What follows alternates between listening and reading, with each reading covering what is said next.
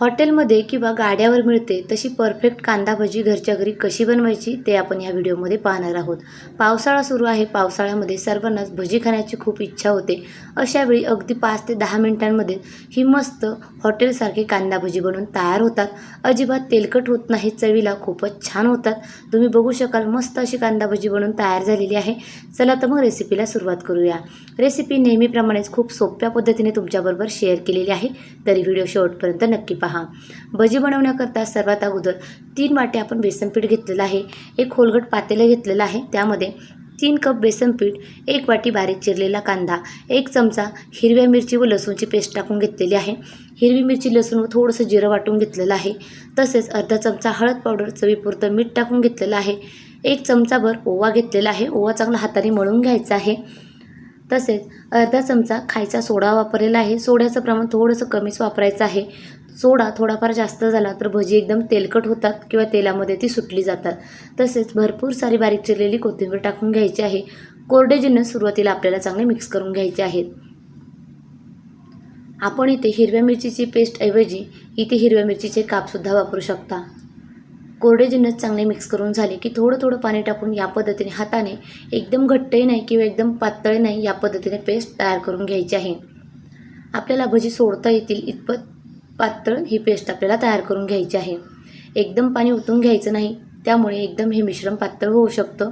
त्यामुळे व्हिडिओमध्ये दाखवल्याप्रमाणे थोडं पाणी टाकून एका हाताने चांगलं मिक्स करून घ्यायचं आहे। त्यामुळे या पिठाच्या गाठीसुद्धा होत नाहीत व बेसनाचे मिश्रण चांगलं तयार होतं।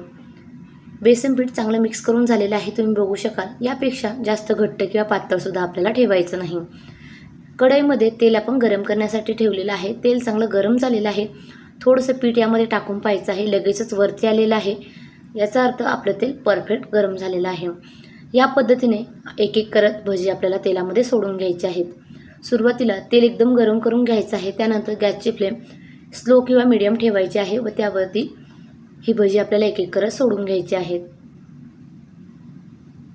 संपूर्ण भजी सोडून झाली की या पद्धतीने पलटी करून घ्यायचं आहे व आलटून पलटून दोन्ही बाजूने चांगली खरपूस रंगावरती तळून घ्यायची आहेत। त्यामुळे भजी आतपर्यंत चांगली तळली जातात, अजिबात पिठळ राहत नाही किंवा कसवट राहत नाहीत।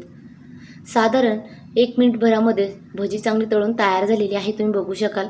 एकदम मस्त रंग आलेला आहे, त्याचबरोबर अजिबात ही भजी तेलकट झालेली नाहीत।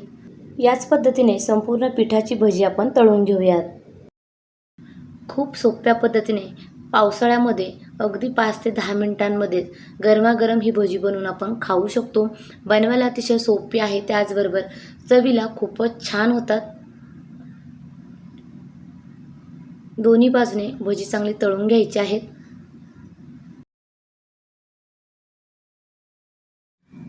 दोन बॅचमध्ये भजी आपण तळून घेतलेली आहेत।